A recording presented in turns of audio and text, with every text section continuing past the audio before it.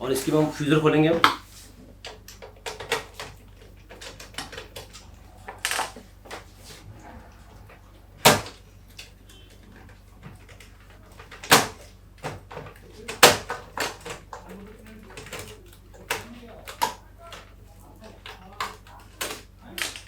ये कवर है इसका, ये इसका पूरा फ्यूज़र सेक्शन है। फ्यूज़र सेक्शन को निकालने से पहले सबसे पहले हमें इसके जो साइड के जो गेयर्स हैं उनको सेट करना पड़ेगा, क्योंकि बिना उसके ये नहीं निकल पाएगा। सबसे पहले हमें यहाँ से ये जो इसकी स्टील की प्लेट है ये रिमूव करनी पड़ेगी, ये गेयर्स रिमूव करने पड़ेंगे, तभी ये फ्यूज़र निकलेगा, अदरवाइज़ ये फ्यूज़र नहीं निकल पाएगा।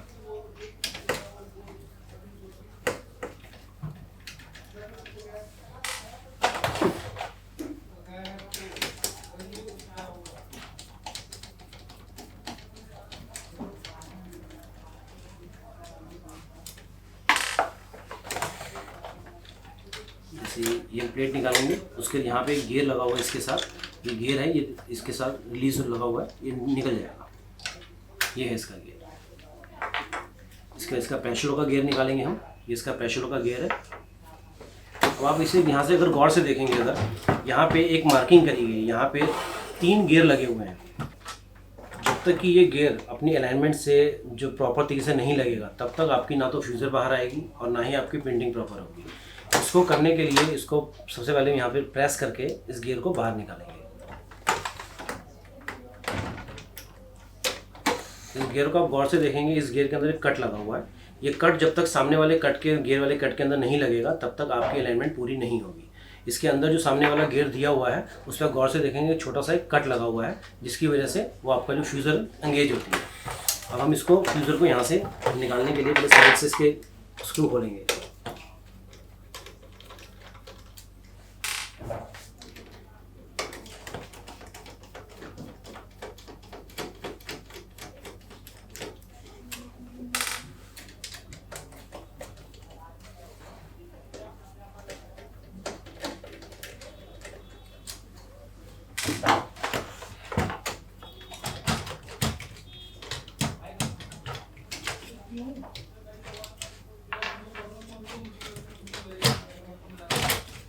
सबसे पहले यहाँ से हीटर के कनेक्शन निकाल लेंगे।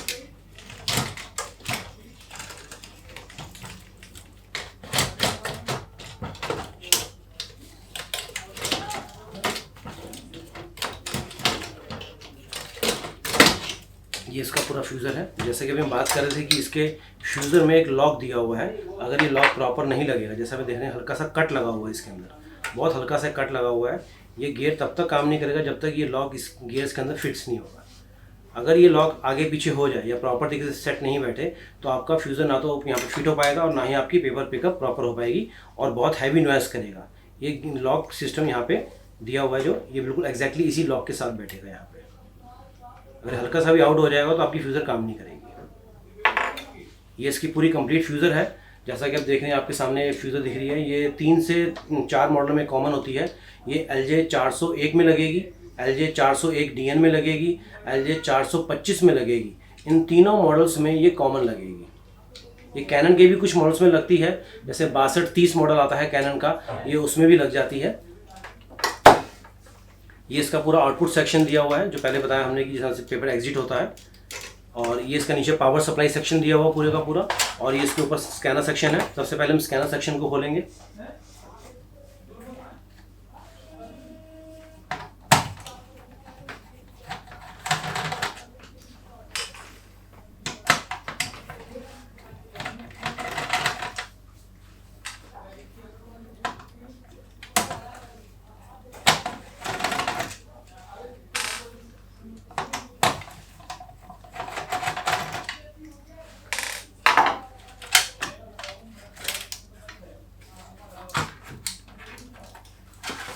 ये इसका लेज़र स्कैनर है।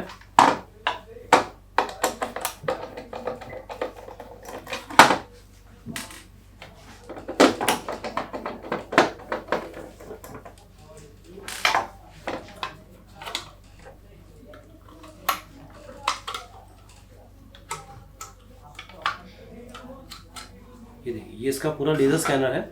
जैसे कि हमने पहले भी अपनी वीडियोस में बताया हुआ कि सारे लेज़र स्कैनर की वर्किंग एक जैसी होती है। डिफरेंस आता है तो सिर्फ कि किसी में एक मिरर लगा होता है, किसी में 2 लगे होते हैं।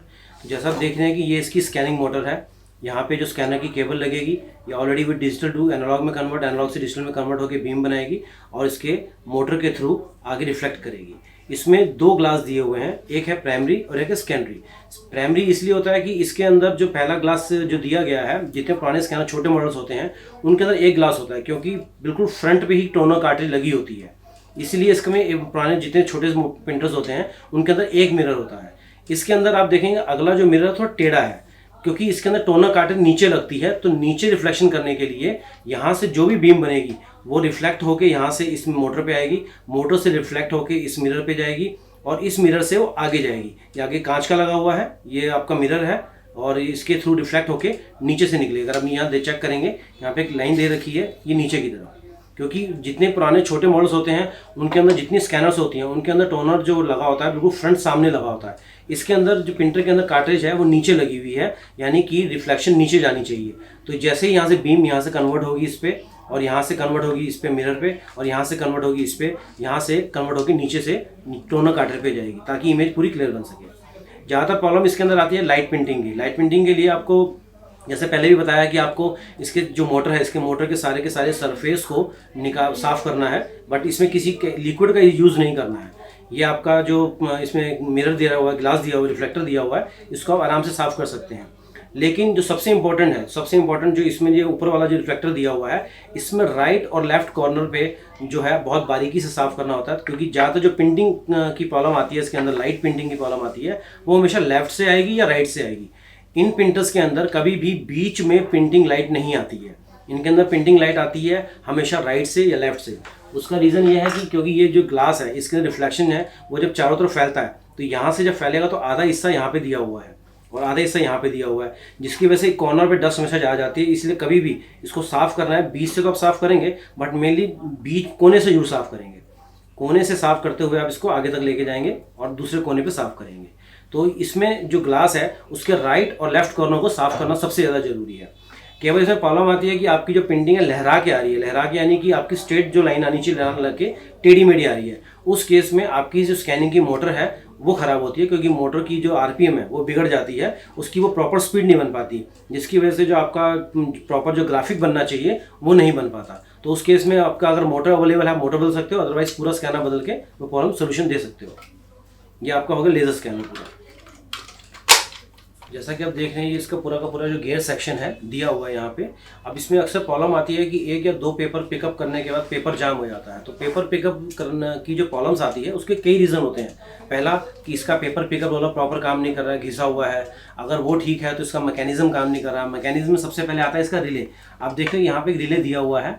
अगर ये रिले की जो इसमें स्पंज है अगर ये ख़राब हो जाएगी या इससे प्रॉपर काम नहीं करेगी, उसके चिपकने की वजह से ये एक साथ 3 से 4-5 पेपर उठा लेगा, जिसकी वजह से आपका पेपर पिकअप की प्रॉब्लम आएगी।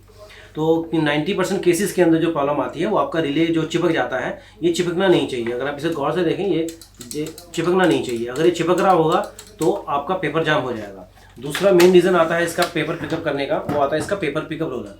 जैसा कि यहाँ पे दिखाया हुआ है इसका पेपर पिकअप रोलर है, ये पूरे का पूरा पेपर पिकअप रोलर है। इसको रिप्लेस कर सकते हैं हम। इसको रिप्लेस करने के लिए इसका जो लॉक है उसको लॉक को ओपन करना पड़ेगा।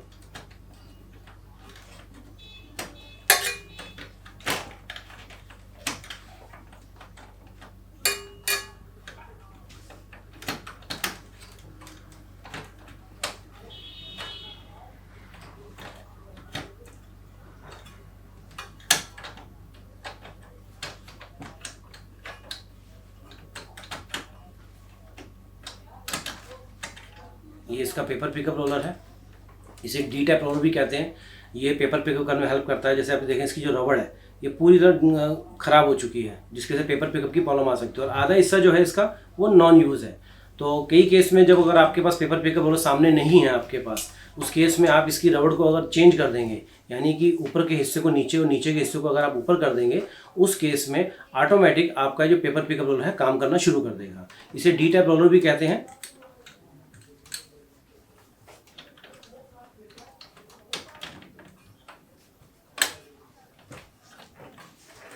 ये पूरा लॉक सिस्टम है इसके अंदर।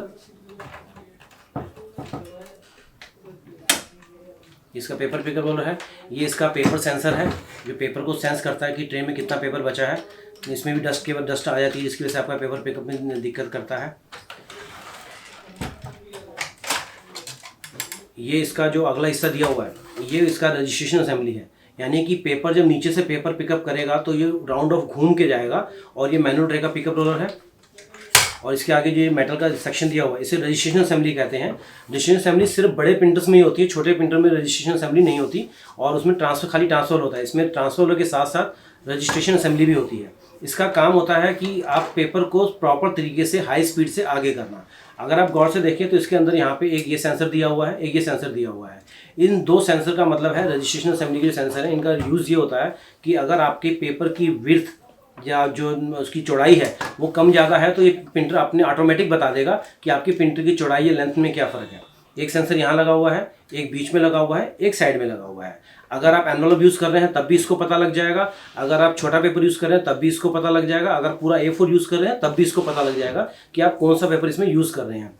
और मोस्टली इस केस के अंदर जो आपकी प्रॉब्लम से आती हैं पेपर जाम के अंदर, अक्सर लोग शिकायत करते हैं कि उनकी मैनुअल ट्रे से तो पेपर ठीक आ रहा है ट्रे 1 से, बट ट्रे 2 से जो प्रॉब्लम आ रही है वो आ रही है आपकी 41.3 अनएक्सपेक्टेड पेपर साइज़ की। ये खास तरह का एरर है जिसके लोगों को डिफाइन करने में काफ़ी प्रॉब्लम होती है। उसका मेन रीज़न जो है 3 रीज़न है।